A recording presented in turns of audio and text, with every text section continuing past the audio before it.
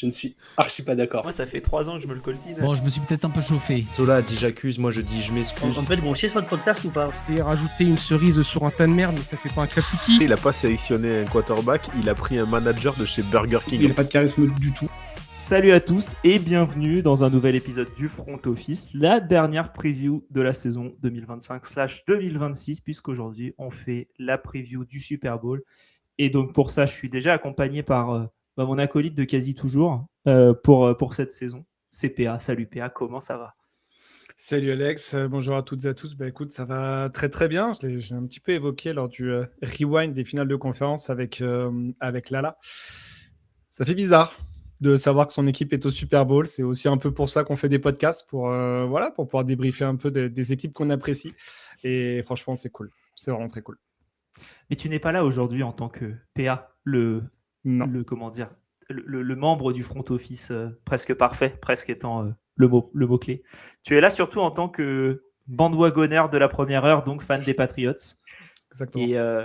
Et donc, puisque tu es là en tant que fan des Patriots, il fallait qu'on accueille quelqu'un fan des Seahawks. Et pour ça, on a été tapé dans le gratin de Twitter et on a été chercher le gérant de Seahawks France. Vous l'avez déjà vu dans plein d'épisodes, que ce soit des Game Zone ou des previews ou des bilans d'intersaison. Et c'est Clément. Salut Clément, comment tu vas? Salut les gars, moi ça va très très bien. Je pense que ça va mieux que PA parce que son sketch de ça fait bizarre d'être au Super Bowl quand on en a connu 18 en 36 ans de vie. Bon, on a un peu de mal à y croire, mais moi en tout cas ça va très très bien et je sais la chance que j'ai que cette équipe soit au Super Bowl cette année. Voilà. PA, il est là en mode on a souffert. Il nous a quand même dit en off. Mais c'est une blague. On a souffert pendant 7 ans. Ça sent les off. D'accord, ok, pas de souci. Pas de souci. Il va y avoir de la découpe au montage. Hein. Bon, c'est moi qui fais le montage que j'en ai à faire. On a souffert pendant 7 ans. Celui-là, il est beau, mais c'est vrai. T'as souffert pendant facile, quoi, 2 ans, 3 ans? Ouais, pas plus. Ouais, parce qu'après, ça a été un peu mieux quand même. Hein. Non, bien sûr, c'est une blague et on sait bien la chance. Nous, les supporters des Patriots, nous savons la chance que nous avons, bien sûr. Mais non, c'était plutôt sur le fait de. Ceux qui restent d'ailleurs, parce que la moitié des fans des Patriots, elles sont fans des Chiefs cette année. Donc c'est con, ils ont fait le mauvais choix. Hein.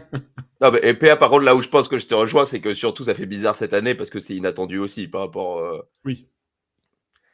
À certaines époques, je peux dire que tu peux espérer que les Patriots aillent au Super Bowl. Cette année, c'était un peu moins attendu, quoi. PA, ça aurait été quoi une saison réussie pour les Patriots en début de saison? C'est quoi? C'était aller en playoff? Playoff et selon comment la saison se déroulait, peut-être une victoire. Mais playoff. Ok. Et toi Clément, quand tu vois le début de saison, tu te dis quoi? Tu te dis l'objectif c'est quoi? Gagner la division, aller en playoff? Moi, j'avais annoncé divisional. Je pensais qu'on ferait un deuxième de division derrière les Rams et qu'on irait chercher au moins une victoire en playoff et un divisional et pourquoi pas une finale de conférence. Au final, tu as fait tout ça, sauf que tu as gagné la division et tu as été en plus battre les Rams la semaine dernière lors du conférence. Toi, PA et tes Patriots, c'était les Broncos qui étaient la tête de série numéro 1. Et vous vous retrouvez là. Du coup, le match aura lieu ce dimanche. On enregistre comment nous, on enregistre vendredi 30. Donc, on est à 10 jours du match. Mais vous le verrez, je pense, mardi, cet épisode. Donc, ce dimanche, c'est le Super Bowl. On a la Super Bowl party au Belouchi's, à la gare du Nord. Il reste des places. Si vous avez envie de venir avec nous, ce sera cool. Il y a plein d'animations. Clément, tu seras avec nous ou pas? Oui. Je crois, il me semble. Cool, très bien. PA, tu es avec nous toi aussi? À voir. J'hésite encore. Parce que j'attends d'avoir des billets pour aller à San Francisco. Donc n'hésitez pas à sub sur Twitch. Je prends tout. Donation gratuite. Voilà. Faites-moi plaisir. Ta franchise t'a pas appris à voler? Non, mais j'essaie de pas me dégonfler pour y aller. Je vous connais, je préfère faire les blagues à votre place, comme ça c'est bon. T'es un peu parano, PA. Nous, on fait pas de blagues comme ça sur les Patriots. Hein. Non, c'est vrai. Pas vous. Pas nous. Pas maintenant. En tout cas, pour cet épisode, ça va être un peu freestyle. On a demandé, je ai demandé à PA et à Clément de préparer quelques petits éléments pour qu'on puisse suivre le match avec plus d'attention sur peut-être des rencontres, sur des forces, des faiblesses de chaque équipe et ce qui fait peur pour l'autre. Ce que je propose, c'est allez, on va commencer par ça. Clément, toi, comment tu sens ce match? Est-ce que tu te sens favori dans cette rencontre? Alors, Oui, enfin, je pense que les Seahawks sont favoris sur ce match. Globalement, ce serait un peu mentir que de ne pas le dire parce que je pense qu'il y a plus d'inconnus aujourd'hui du côté des Patriots avec cette histoire de calendrier qui est, pour moi, il n'y a pas de problème à avoir un calendrier facile. Ils l'ont dominé, mais il y a toujours cet inconnu face à des adversaires qui peuvent avoir une bonne attaque et une bonne défense, ce qu'ils ont finalement assez peu rencontré sur la saison. Donc, je pense que les Seahawks on est plus certain aujourd'hui de ce qu'ils valent. Par contre, je pense que le match est bien plus serré que ce qu'on peut lire, aujourd'hui parfois sur les réseaux. On entend que les Seahawks pourraient, blow out les Patriots, ça j'ai un peu de mal à y croire. Toi, PA, t'en penses quoi? Est-ce que pour toi, tu es assez d'accord avec ce qu'on entend sur les Seahawks favoris ou est-ce que tu.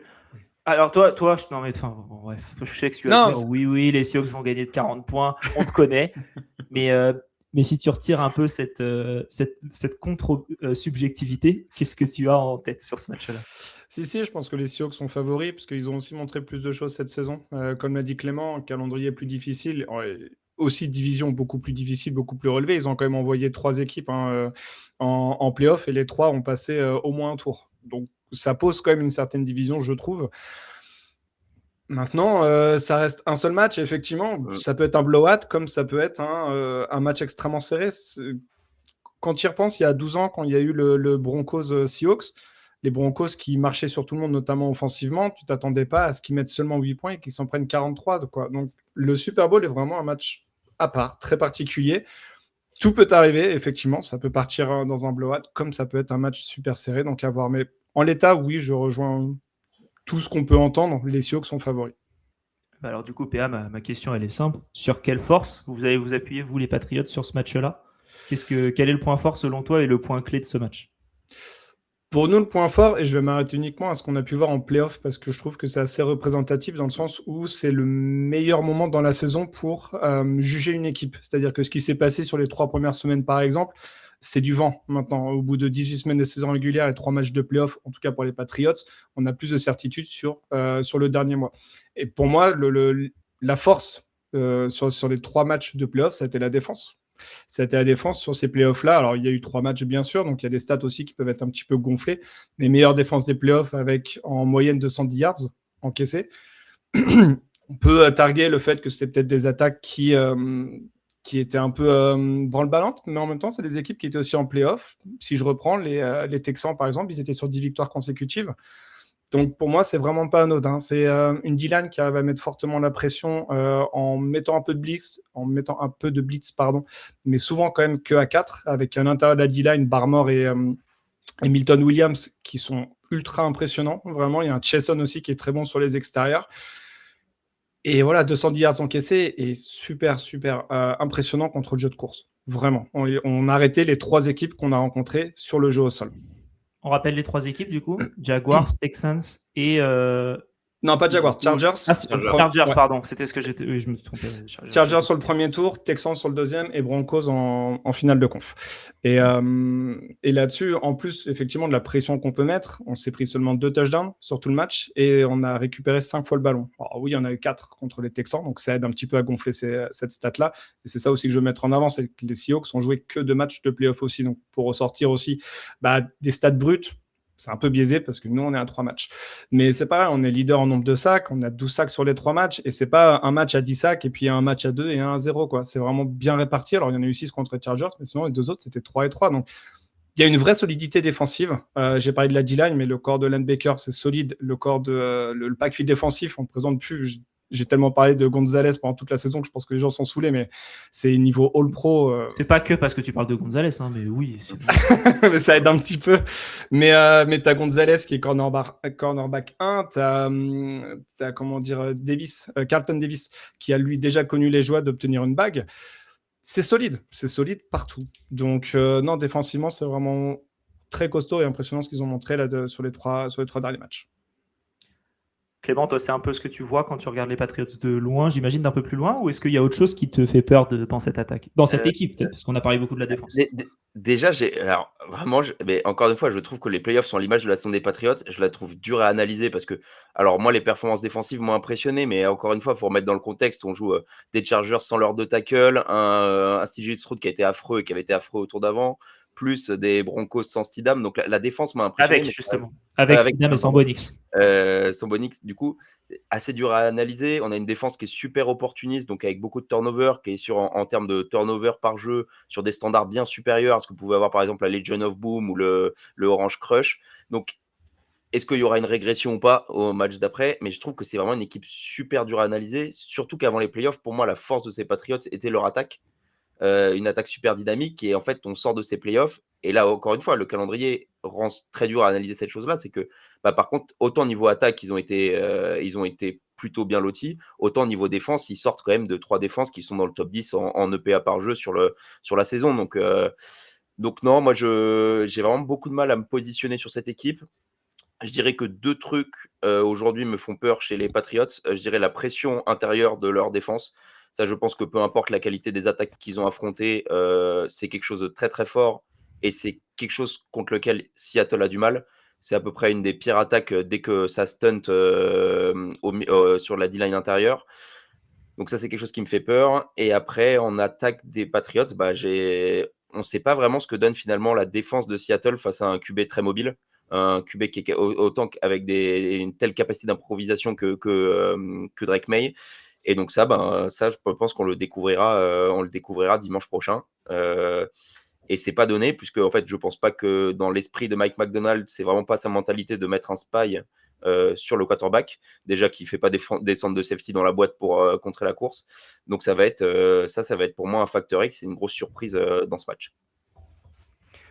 Et tu parlais du calendrier des commandeurs des Patriots dans les playoffs avec les défenses qu'ils ont affrontées. Ça risque d'être encore le cas avec la défense des Seahawks, qui est quand même ultra impressionnante et qui a maintenu des fois les Seahawks dans des matchs où il y avait beaucoup de mal en attaque. Alors que globalement, ça reste quand même une très bonne attaque, les Seahawks. C'est quoi pour toi, en gros, du coup, même question que j'ai posée à PA, sur quoi tu penses que les Seahawks vont s'appuyer sur ce match-là pour aller gagner, à part tout?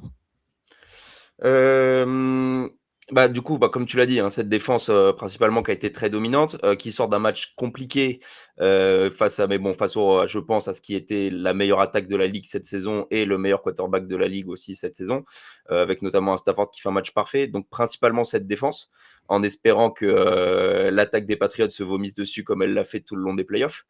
Et avec, pour moi, par contre, je rebondis directement, mais un point faible dans cette défense qui est la défense des Titans. Donc ça, il y a pour moi quelque chose à creuser du côté des Patriots. Et ce que j'aimerais beaucoup voir en attaque, c'est parce que alors là, le match-up n'est pas tant favorable que ça, puisque déjà sur la fin de la saison, les Patriots sont une des meilleures défenses contre la play action. L'attaque des Seahawks qui aime beaucoup s'y appuyer. Par contre, ce que j'ai vraiment envie de voir, c'est qu'on a un jeu au sol qui a galéré toute la saison à Seattle et qui, au fur et à mesure de la fin de saison, a vraiment commencé à se libérer.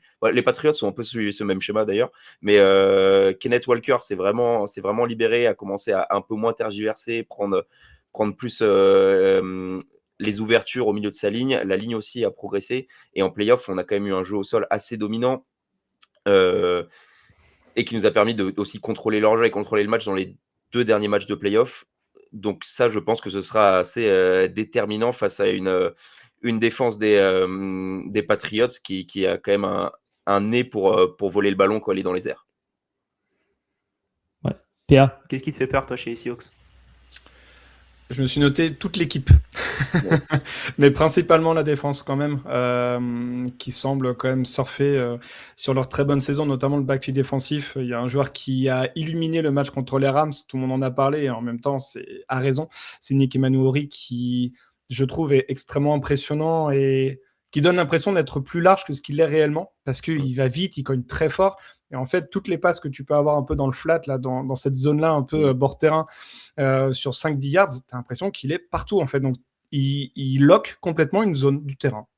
Donc, s'il est à ce niveau-là au Super Bowl, bon, ça va être un petit peu plus compliqué. Mais ouais, la défense, après, je trouve que la D-line des Seahawks est très bonne, met beaucoup de pression, mais a du mal à saquer le quarterback. Oui. Alors, en saison régulière, ça ne s'est pas trop vu parce que les stats sont plutôt très bonnes. Hein. C'est top 10 des équipes au nombre de sacs.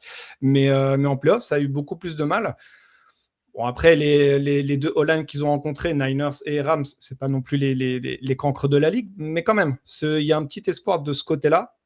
Par contre, c'est vrai que le deuxième rideau avec les linebackers et les backfields défensifs, bon, va pas falloir envoyer des petites saucisses parce que là aussi, je pense qu'il y a des mains des défenseurs des Seahawks qui seront ravis de récupérer le cuir. Ouais, ça, je suis assez d'accord avec toi sur le front fort des Seahawks qui a même parfois, qui sort d'un match où ils ont eu vraiment du mal à mettre la pression. Mais en vrai, ça s'est assez vérifié toute la saison. Alors, certes, en termes de sac, c'est assez bon, mais parce que il y a le contexte, il y a beaucoup de third and long, il y a beaucoup de jeux aussi offensifs adverses. Mais par contre, toute la saison, il y a vraiment une difficulté à terminer les jeux. Et face à un quarterback comme Drake May qui sait improviser, ça peut être vite compliqué. Avant de parler un peu plus des faiblesses de vos équipes, il y a quand même quelque chose d'assez fort chez les deux, c'est les coachs. Vous avez des coachs qui sont assez récents dans vos équipes. PA, du coup, chez les Patriots, c'est Vrabel uniquement depuis cette saison. Chez les Seahawks, ça fait 2 ans que vous avez Mike Macdonald. Est-ce que vous voyez un coach qui pourrait avoir le dessus sur l'autre? Parce que c'est aussi 2 coachs défensifs, si mes souvenirs sont bons. En tout cas, Macdonald était ancien défensif coordinateur chez les Ravens avant d'arriver chez vous, et Mike Vrabel était un ancien joueur défensif. Est-ce que vous voyez niveau coaching, est-ce que vous voyez un facteur X? Peut-être le coach en lui-même, peut-être un assistant, PA peut-être, ou Clément? Vas-y Clément. Moi, j'aurais tendance à dire qu'en termes de juste coaching schéma, Mike Macdonald pèse un peu plus que Mike Vrabel, pas en termes de juste de head coach, mais plus Mike Macdonald, pour moi, il est dans l'ère des coachs superstars, un peu génie défensif à l'image des McVay, Shanahan, mais juste de l'autre côté du terrain. Mais donc pour moi, ce qui va être très intéressant, et pour moi le coach qui a le plus d'impact, qui aura le plus d'importance chez les Patriots, ce sera Josh McDaniels, qu'on connaît quand même, qui est quand même un coordinateur qui a beaucoup de bouteilles, qui est quand même responsable de plusieurs très bons plans de jeu tout au long de l'histoire. Plus de mal en head coaching, mais en tout cas très bon coordinateur. Et donc pour moi, ce duel Josh McDaniel face à Mike Macdonald, moi il m'intéresse beaucoup, surtout que je pense que la défense des Seahawks est pas vraiment un très bon match-up pour celle des Patriots, notamment parce que quand la défense des Seahawks sait qu'elle a le dessus en individuel sur les receveurs, elle n'hésite pas à jouer de la manne, et ça peut vite devenir très compliqué parce que pour moi, il y a un gros écart de niveau en termes de cible et de defensive back entre Seahawks et Patriots. Qu'est-ce que t'en penses, toi, Pierre? Pareil, je ne pourrais pas ressortir en fait s'il y a une force ou une faiblesse des deux côtés. C'est 2 head coachs qui sont, comme l'a dit Clément, très différents. Vrabel, il s'occupe pas du tout en fait des schémas de jeu. Il a vraiment ce rôle-là de ce qu'on peut appeler de CEO, quoi. Vraiment le mec qui va gérer un peu le truc et il va déléguer en fait à ces deux cordeaux. Josh McDaniels, effectivement, en 3 Super Bowl gagnés, un 4e joué avec la défaite contre les Eagles en 2017. Ça te pose un peu un homme. Ce mec-là, je pense que c'était pas trop ressorti, mais la victoire contre les Rams, il avait quand même pondu des schémas de jeu pendant le Super Bowl, voyant que la défense des Rams arrivait à prendre le dessus sur l'attaque. Ils s'étaient mis tous les deux avec Brady pour inventer des jeux pendant le match. Donc ça te pose un peu un bonhomme, je trouve. Défensivement, on le sait, nous, c'est pas notre défensif coordinateur du début de saison, parce que Terrell Williams, qui est arrivé avec Vrabel, lutte contre un cancer, donc c'est pas lui qui était sur le bord de terrain, c'est Zach Cour qui n'était pas censé du tout être défensif coordinateur, mais c'est vrai que ce qu'il propose depuis 3 semaines en défense, c'est très fort. C'est vraiment très fort. Donc je pense qu'il y a une certaine égalité entre les deux, là où McDonald va avoir plus la patte vraiment sur les schémas de jeu. Vrabel lui va faire confiance à ses assistants coach. Par contre, pour prêcher pour ma paroisse, et je l'ai évoqué dans l'émission précédente justement avec Lala, Vrabel, il a un petit mec qui lui susurre dans l'oreille, et c'est un très très bon dans la ligue, c'est Striker, j'aurais dû rechercher avant, c'est Striker, bref, il était chez les Rams l'année dernière, c'est un petit génie qui est du coup dans les loges tout en haut, qui analyse toutes les stats, et c'est lui qui susurre à l'oreille de Vrabel en disant « Tente la 4-1, fais le field goal, balance ton mouchoir rouge, parce que là, le challenge, on est sûr de le gagner. » Et on l'a vu pendant toute la saison, tout ce qui était ce qu'on peut appeler situational football, donc vraiment les petits éléments où c'est ça qui peut te faire gagner un match, on a toujours été excellent dans ce domaine-là. Donc, sur cet aspect-là, j'avoue que Vrabel est très bien assisté, en tout cas. Il y en a un dont on n'a pas parlé, c'est Clint Kubiak, Clément, du côté de chez vous, qui est un peu le coach que tout le monde attend aux Raiders une fois que c'est fini, une fois que le Super Bowl est fini. Pour qui, bon après ça reste les Raiders, donc voilà, mais coucou Alex, qu'est-ce que tu penses toi de Kubiak du coup en attaque? Est-ce que tu aimes ce que tu vois? Est-ce que tu penses qu'il y a des choses qui pourraient être mieux? Il a une il a une vision. Globalement, il vient de l'arbre Shanahan. Son principe de jeu reste un peu le même que tous les coachs de cet arbre, c'est-à-dire essayer de créer des gros jeux à partir de personnel plus lourd, hein, donc plutôt avec plusieurs tight ends sur le terrain.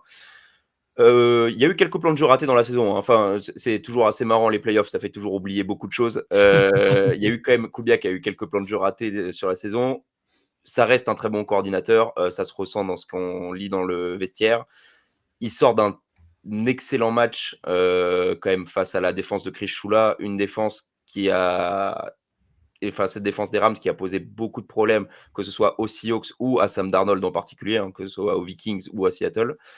Donc non, là, moi, en tout cas, j'avais presque l'impression qu'il gardait certaines choses dans la manche pour la fin de saison, et en fait, ça se vérifie de plus en plus.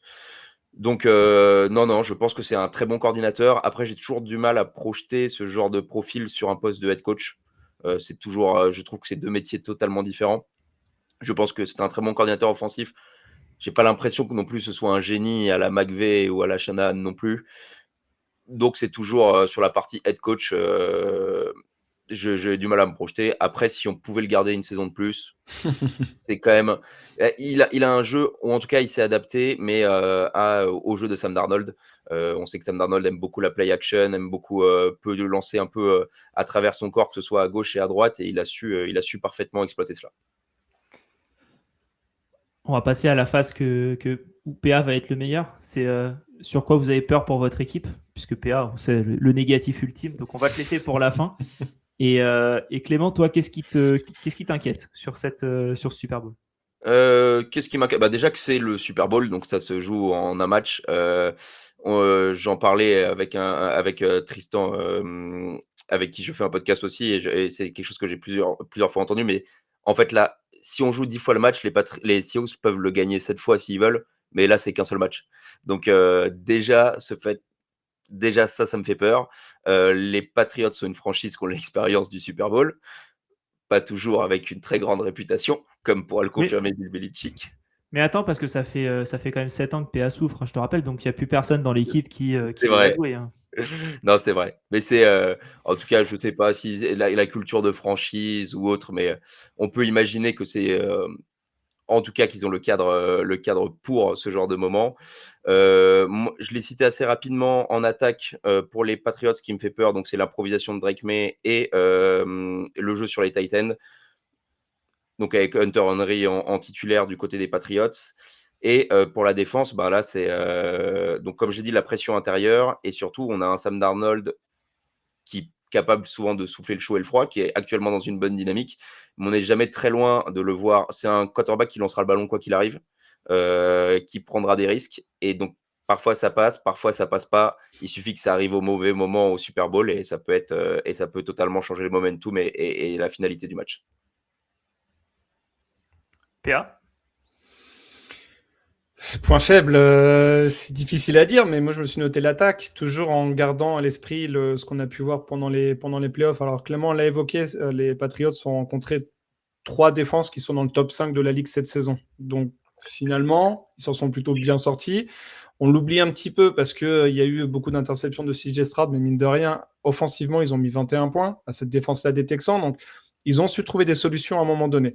Maintenant, je trouve quand même que Drake May, il souffle un peu le chauffe et le froid. Il est un peu sur le courant alternatif depuis les 3 matchs de playoff. Ça m'inquiète un petit peu. Pour ce qu'il est jeune, hein. Ça va être le deuxième quarterback le plus jeune à arriver à ce niveau-là de la compétition après Dan Marino. Ça devrait te parler, Alex. Donc, on a senti par moments qu'il était un peu stressant au début de match et qu'au fur et à mesure, il arrivait à se dégripper un petit peu.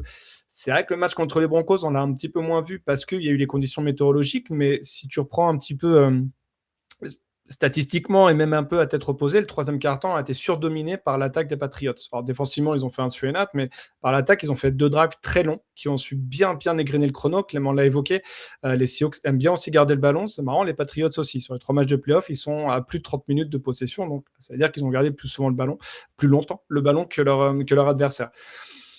Maintenant, effectivement, on a vu que la O-line n'était pas imperméable, très très loin de là. 15 sacs en 3 matchs, et là c'est pareil, hein, c'est plutôt bien réparti parce que c'est 5 sacs par match. Donc attendez-vous à avoir des Marcus Lawrence à en faire 3, là, un regen de sa carrière.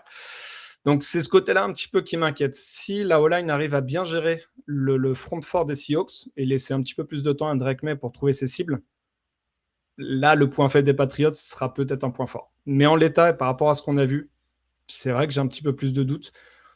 De la même manière, je trouve que le jeu au sol est soit mal utilisé, soit n'est pas bon, mais lié aussi à la O-line qui n'arrive pas à ouvrir des brèches. J'aimerais bien qu'on tente un petit peu plus de courses extérieures, que ce soit avec Stevenson, mais aussi avec Henderson.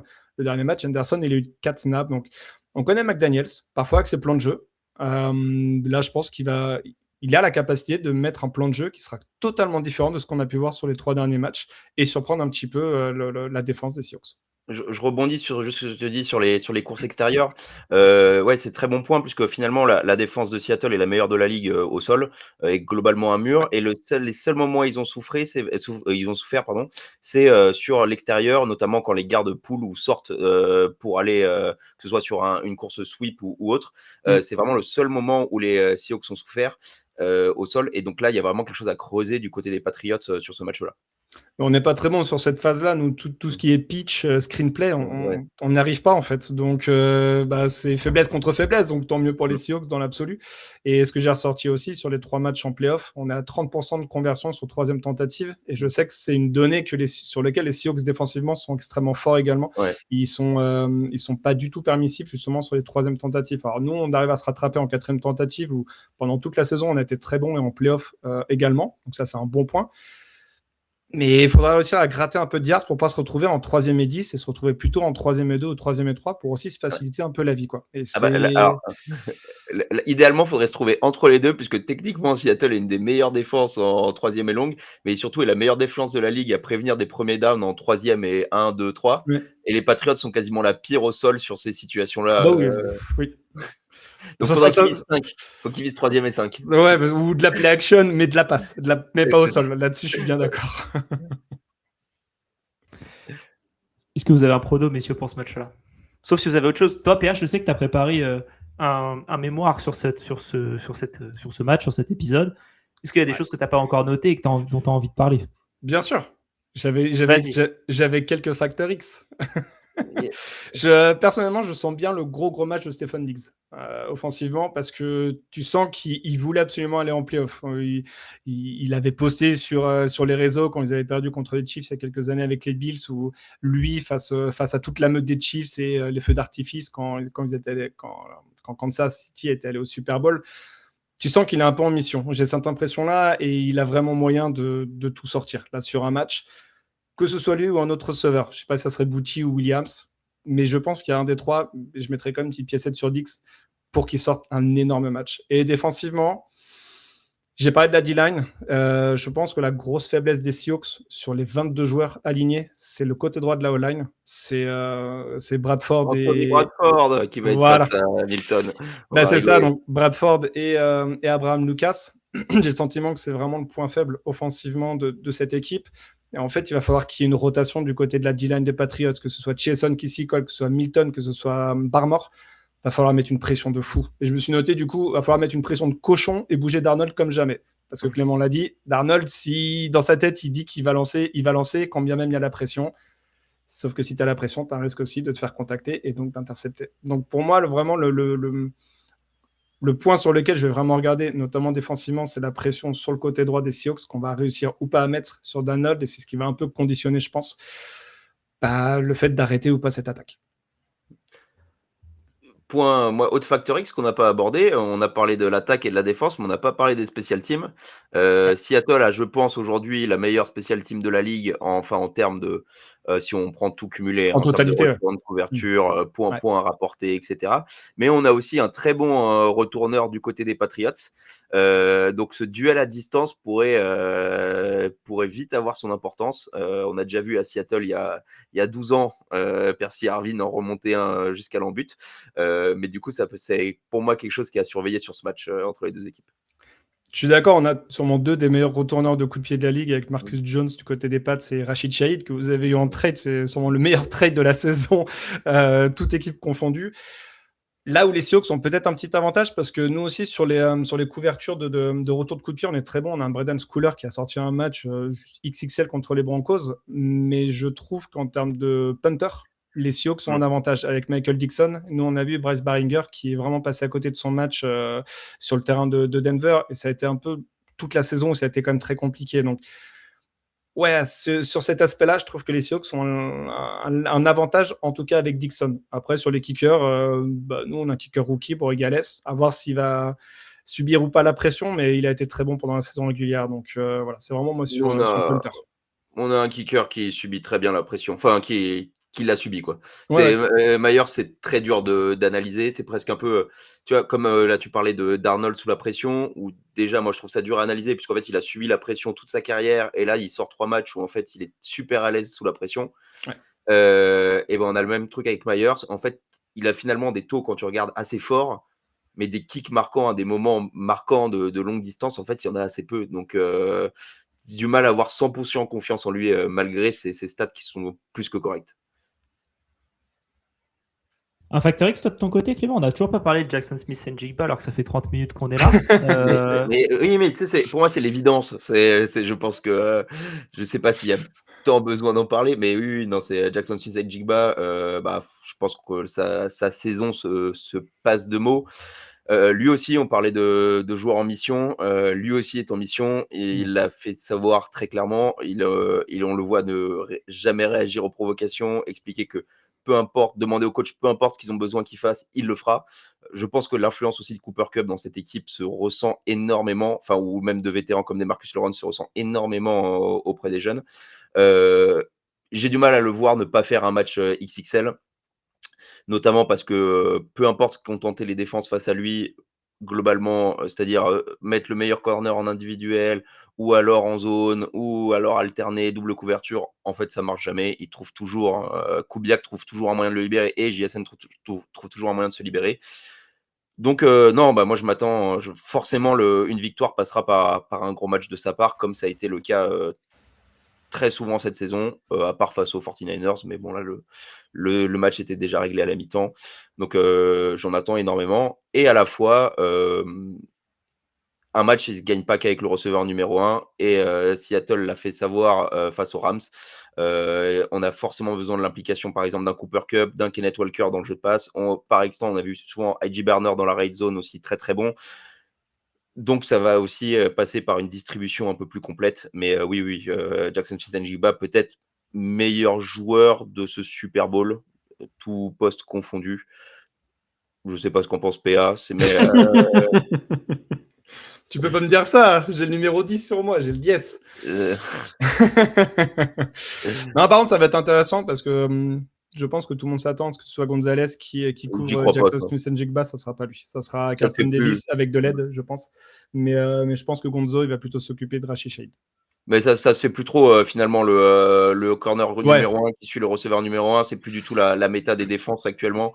Donc non, moi, j'y crois absolument pas. Très bien. Un prono, messieurs? Ou PA, pardon, il te reste encore 3 pages que tu as envie d'aborder. Donc, oui. Vas-y, parce que moi, c'est bien, ça me permet de relancer derrière, donc fais-toi plaisir. Hein. Je me suis juste noté un truc. Clément, il a ses skis qui l'attendent sur la voiture. Oui, ils sont juste derrière. Il y a Klaxon, il y a le pote en bas. Ouais, bon, c'est bon, t'as fini ta merde. Non, mais j'ai le temps, hein, moi. Non, je me suis noté, je trouve que ces deux équipes, au sens littéral du terme, parce que ce sont vraiment 22 joueurs qui jouent ensemble. Peut-être que c'est un peu le sentiment pour certains suiveurs de NFL qui sont pas fans d'une ou de l'autre équipe, d'avoir ce sentiment de ne pas avoir un peu de star power ou de visage de la NFL, etc. Je pense qu'on s'est, beaucoup en tout cas, suffisamment plaint de voir trop souvent une ou deux mêmes équipes au Super Bowl. Je trouve que c'est bien, ça change un petit peu. Effectivement, il n'y a pas de joueurs ronflants, mais en même temps, je trouve que ce sont vraiment deux équipes qui jouent d'un seul homme et qui sont tous derrière leur head coach. Et je trouve ça cool, je trouve ça top. Avec quand même des super joueurs, bien sûr. On a déjà évoqué JSN en attaque, Gonzo en défense du côté des Patriots, etc. Et il y a un truc que j'ai entendu sur un podcast américain qui parlait des Patriots, mais je trouve qu'il s'applique également du côté des Seahawks. Ils ont dit « They care each other ». J'ai vraiment ce sentiment-là vraiment de 53 joueurs qui sont tous soudés les uns aux autres, quoi. Et c'est un peu cet aspect-là que Clément a dit un petit peu au tout début d'émission en disant on s'attendait pas là, tu sais, ça me fait un peu penser à l'émission de Hot Ones avec Paul Rudd quand il fait Hey, look at us. Look at us. Hey, look at us. Look at us. Huh? Who would have thought? Not me. Là, Clément et moi, c'est un peu ça, quoi. Hey, look at us. On s'entendait strictement pas être là, mais aussi parce qu'il y a un vrai esprit d'équipe, de camaraderie, tout ce que tu veux. Oui, c'est mon accent en anglais. For sure. For sure. Mais voilà, je trouve que du coup, ce match le rend un petit peu plus indécis parce qu'on n'a pas l'habitude de voir ces deux équipes, enfin, en tout cas depuis de nombreuses années, et que ce sont deux équipes avec des qualités et des défauts. Et c'est ça qui est chouette, je trouve. Moi, je pense que tu enlèves l'étiquette de franchise Patriots dessus. Le Super Bowl est beaucoup plus séduisant pour beaucoup de monde parce que je pense qu'on a avoir beaucoup connu les Patriots au Super Bowl. Mais par contre, moi, je te rejoins. J'essaye d'avoir un point de vue objectif. Je trouve que c'est un Super Bowl assez séduisant parce que les équipes je les trouve assez charismatiques. Par leur parcours, forcément, les Patriots, il y a le doute avec cet AFC qui s'est un peu écroulé sous leurs pieds, mais bon, ça, ils y peuvent rien, hein, ils ont saisi leur chance. Mais c'est un Super Bowl qui change, avec pas de quarterback star, enfin, en tout cas, peut-être Drake May en devenir. Ouais, mais en devenir, ouais, mais pas encore actuellement, je suis d'accord. Le retour de grosse défense, de cette mutation qui a quand même depuis 2 ans en NFL, et là, on a vraiment 2 bonnes défenses qui portent leur équipe au Super Bowl.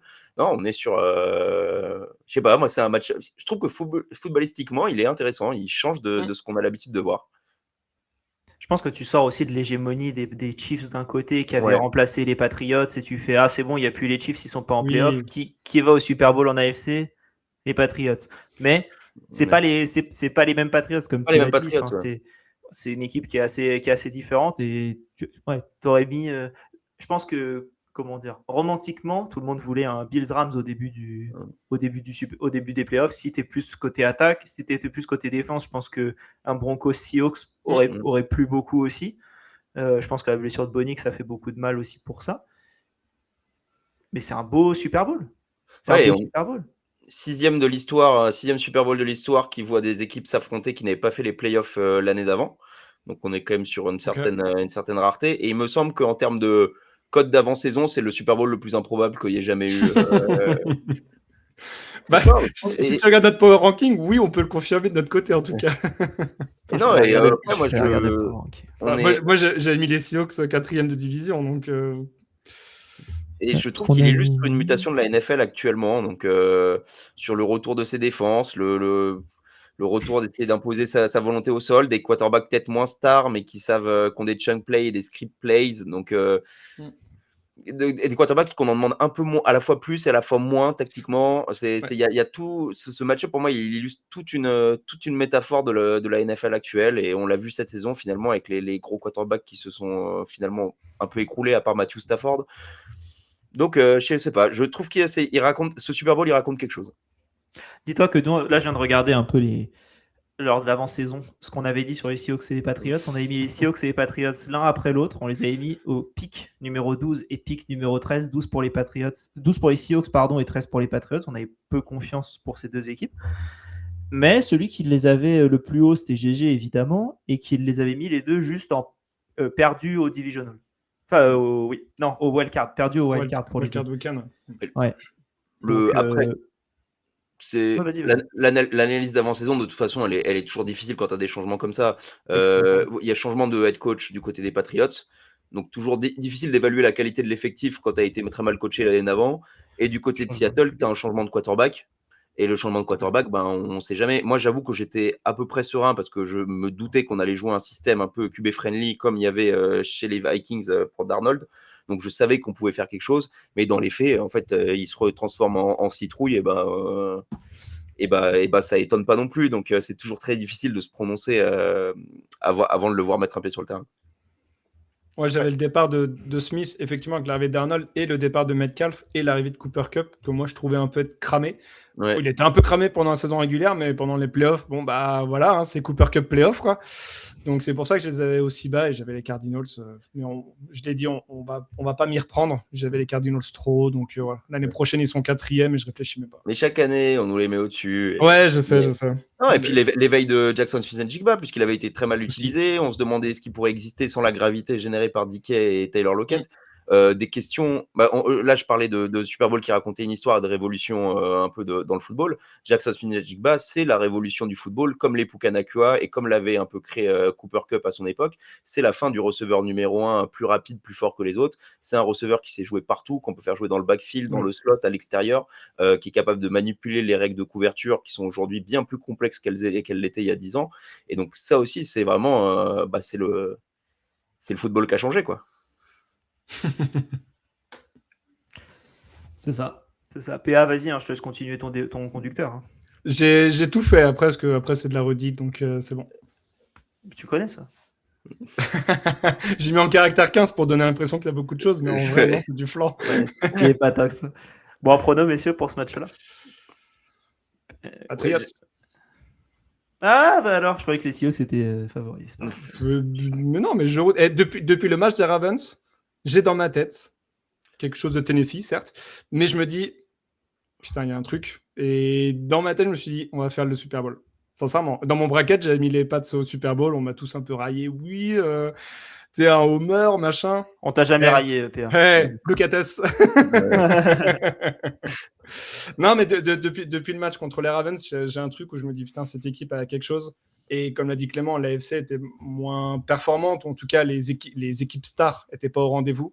Je trouvais qu'il y avait un shot à prendre, donc non, je roule toujours pour eux, et je trouve qu'ils ont des vraies belles armes à mettre en avant. Je suis pas en totale confiance, j'irai pas jusque-là, mais il y a un shot, et pour moi, ils peuvent le prendre. Et toi, Clément, qu'est-ce que t'en penses? Est-ce qu'on fait partie de ces 7 matchs sur 10 ou est-ce qu'on est dans les 3? Moi, là, ça vient toucher à la superstition, pas envie de jinx et tout ça. Non, après, avec ce que j'ai dit, je m'en tiens. Si je me mets en observateur neutre, et là, du coup, je n'ai pas l'impression de jinx mon équipe. Comme on l'a dit, les Seahawks sont favoris sur le papier. Est-ce que je pense qu'ils sont moins favoris que ce qu'on peut entendre, que les 4-5 points qui sont aujourd'hui donnés par les sites de Paris. Mais du coup, j'aurais tendance à dire que je pense que Seattle est la meilleure équipe, voire la deuxième meilleure équipe de football après les Rams sur la saison NFL. Après, c'est un match et on ne joue pas n'importe qui. Donc oui, ça peut tourner dans les deux sens, mais je vais dire Seahawks. Et toi, Alex? Moi, je pars sur les Patriots. Oh, putain. Voilà. Mais pour les jinxer, je le connais, tu sais. Non. Oh. Non, vraiment. Non, je pense j'ai un peu peur de beaucoup de choses côté Seahawks, notamment de Darnold au Super Bowl. Je suis pas confiant sur Darnold. Après, on a vu des top matchs, on a vu tout de Darnold sur cette saison. Mais quand il est pas là, la défense, elle a beau faire ce qu'elle veut, c'est compliqué. Hein. Voilà. On allait gagner des matchs avec Darnold dans le trou. Hein. Enfin, cette défense, elle a été, si elle est dominante comme elle a pu l'être, du coup, si on enlève globalement le match face aux Rams et le match face aux Buccaneers où il y a eu la moitié de l'effectif blessé, elle est capable d'aller chercher un match tout seul. Mais sur un Super Bowl, je pense que oui, toute seule, ça risque d'être compliqué. Ouais. Et après, je te rejoins, le truc de Darnold, ouais, il a fait des bons matchs, mais de par sa carrière, de par des éléments plutôt récents, c'est pas Patrick Mahomes, quoi. On peut pas être sûr qu'il y a un moment, il va se. Il a pas une assurance Tourix, mais par contre, ça reste un très bon quarterback qui a peut-être, je pense, le meilleur contrat QB de la ligue aujourd'hui. Oui, largement. Oui. Et ça, c'est top. Et au final, les Seahawks, vous avez fait une top. Enfin, ça se voit, hein, vous êtes au Super Bowl. Donc, vous êtes au Super Bowl en payant pareil ou moins cher un QB qui est bien meilleur quand on voit ce que Geno Smith a fait au final. Ouais. Après, je maintiens, moi, que le Geno Smith, en tout cas de 2024, qui jouait dans cette équipe, aurait fait une très très bonne saison aussi. Mais oui, par contre, Free Agency, Draft, ça a été une masterclass. Et on parlait Zabel et Manori pour commencer. Ouais, c'est ça. Et que ça change ta franchise. Enfin, Emmanuel, il change ta défense. C'est à lui seul qui te permet de faire le vrai système de Mike McDonald, donc c'est-à-dire de jouer en nickel ou en dime 90% du temps. Et d'arriver à arrêter la course, ça c'est ce joueur-là et un joueur dont on a beaucoup trop peu parlé cette saison, et j'en parle un peu tard maintenant dans le podcast, mais c'est Byron Murphy, qui est vraiment un monstre absolu, qui est peut-être un des meilleurs défensifs tackles contre la course aujourd'hui, après seulement 2 saisons, et qui est un rookie du coup de l'année dernière. Ça change le visage d'une équipe. Emmanuel, dans mes souvenirs, il était projeté. En fait, dans toutes les mock drafts que j'avais vues à la draft de l'année dernière, c'était Zabel ou Emmanuel au premier tour pour vous. Ouais. Et vous avez chopé les deux. Et ça, j'avais trouvé ça fou à ce moment-là. Ouais. Comme quoi, ça avait bien marché. Hein. Bah, ça avait été un peu la même chose avec Jackson Smith-Njigba aussi, qui a été beaucoup projeté à Seattle et qu'ils étaient allés chercher. Mais oui, mais Nicky Emmanamori, c'était un peu une évidence, puisque on sait que le système de Mike McDonald au Ravens a beaucoup marché vers l'intermédiaire de Kyle Hamilton. Donc quand même, cette notion, c'est pas exactement le même joueur, mais ce profil de safety un peu hybride. En plus, historiquement, à Seattle, on aime bien ça. Et donc, oui, c'était un peu, c'était globalement une évidence. Je voudrais juste rajouter un truc sur la pré-draft et la free agency qui a été fait, c'est que, comme j'en parlais, on a vraiment des joueurs vétérans qui ont fait la différence, et on a Demarcus Lawrence qui a aussi été exceptionnel. Je ne sais pas si vous avez vu ce qui est passé là en 4e et 4 face aux Rams. Il y a une erreur de couverture des Seahawks, et en fait Demarcus Lawrence décide de lui-même de partir en couverture parce qu'il sent que Love est pas en bonne position. Et donc en fait, avoir des joueurs qui ont une telle expérience, un tel QI football, et qui aident surtout énormément les jeunes, c'est ce qui permet aussi d'aller au bout, quoi. Et on est un peu dans le Didier Deschamps football, quoi. C'est le groupe BB. Tant mieux. Deux bons groupes au Super Bowl. D'hyper. Exactement. Puis Lawrence, il avait dit lors de sa signature aux Seahawks, j'ai les Cowboys dans le cœur, mais c'est pas avec eux que je gagnerai une bague. Ouais. Il a jamais été aussi proche. Personne, il avait eu un peu mauvaise. Bon, du coup, il a été tradé aux Packers. Mais pour revenir sur tes propos, Alex, j'ai confiance en Darnold. Je trouve en fait sur la finale de conf, tout le monde l'attendait. Il a vraiment répondu présent, et c'est pas l'équipe qui l'a porté. L'attaque, il l'a porté un peu sur ses épaules, j'ai trouvé. Alors, il a été mis en bonne condition. Je dis pas du tout le contraire. Hein. Attention. T'as toujours l'incertitude de Darnold par rapport à sa carrière d'avant. Jets, même Panthers, c'était pas très bon. Mais de manière générale, pas que toi, bien sûr. Et je trouve qu'en fait, je le prends pas en compte pour le coup. Le Jets Panthers, pour moi, c'est un autre monde. Je pense Vikings playoff l'an dernier. Ouais, Vikings, ouais. Et je pense des matchs de cette saison régulière où les deux Seahawks Rams, hein. En fait, quand il passe à côté, ouais, complètement. Il te flingue un match. Mais par contre, quand il est là, ouais, moi je me rappelle de la première mi-temps contre les Commanders. Juste, il te fait une première mi-temps comme ça contre les Patriots, vous ne pouvez rien faire et le match il est plié. Hein. Là où je nuance un peu, c'est que quand Darnold il est pas là.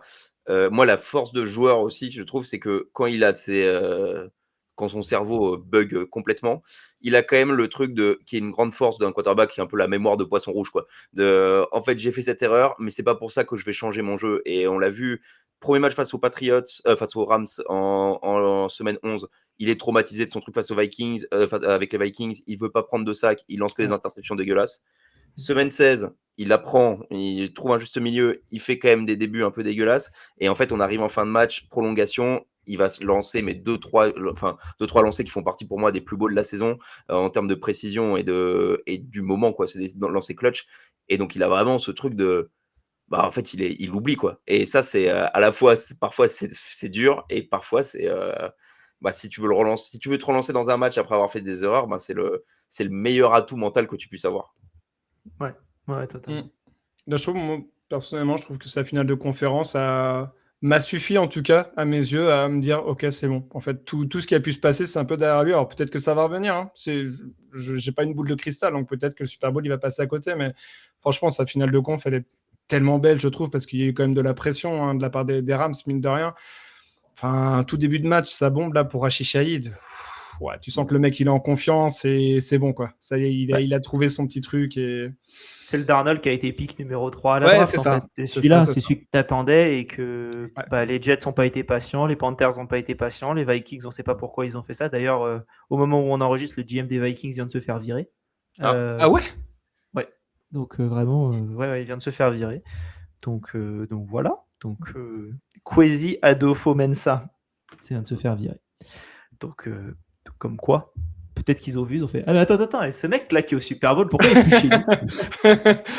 Il est vachement bon, on peut trader pour l'avoir. Bah, il était chez nous l'année dernière, on a préféré Jean-Jacques McCarthy. Bon. Le pif. Magnifique. Ils ont eu le pif. Top. Quelque chose à rajouter, messieurs, sur avant ce Super Bowl où vous allez pouvoir vous battre au Belushis? On rappelle, il reste des places, il y a un QR code qui est juste là. Et sinon, il y a tout je pense en description de l'épisode. Je crois qu'on a le lien, j'ai un gros doute. Si on ne l'a pas, venez sur le Discord, venez parler avec nous ou demandez-nous en commentaire, on vous l'enverra.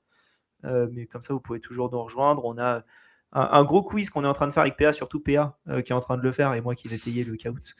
Mais on a ça, on a le qui veut gagner ses milliards avec Victor Roulier et Grégory Richard. Ouais, c'est ça. Mais pareil, qui est en train de se faire. Qui est en train de se faire, tranquillement, il nous reste une semaine. J'ai connu pire, hein. J'ai commencé des Game Zone où je les avais pas finis avant de lancer le live, donc t'inquiète, ça va le faire. Mais donc, quelque chose à rajouter, messieurs, sur ce Super Bowl? Non, moi je pense que c'était assez exhaustif, mais non, bah, à part souhaiter à tout le monde un bon match et après qu'il soit moins traumatisant que le dernier où j'ai vu mon équipe, quoi, mais je vais me souhaiter la même fin en tout cas. Non, mais quitte à perdre, je préfère me faire péter. Je veux pas. Ok, c'est noté, merci. Je veux pas, non, mais je ne relis pas ça. Non, mais pas deux fois. Ouais. Non, par contre, ce que j'ai évoqué, enfin, je le pense vraiment, que ce soit victoire ou défaite pour les Patriots, bien sûr, je préfère une victoire, mais si on a le même niveau de jeu, ouais, ça peut sembler un peu étrange, effectivement, mais si on a le même niveau de jeu que ce qu'on a vécu lors du Super Bowl 49, franchement, qu'on gagne ou qu'on perde, ça sera que du bonheur parce que ce niveau de jeu-là, je l'ai dit lors de l'épisode précédent, mais pour les néophytes du football américain, si vous ne l'avez pas vu, allez le voir. C'est franchement l'un des plus beaux Super Bowls qui m'a été donné de voir en termes de niveau de jeu. Alors, flagrant délit de mensonge, ou en tout cas, on voit que tu es du bon côté de ce match-là. Parce que moi, je te le dis, je suis d'accord avec toi, c'est, je pense, un des plus beaux matchs de football qui ait jamais été joué en termes de qualité de jeu. C'est exceptionnel quand tu analyses après coup et tout ça, enfin même les joueurs sur le terrain.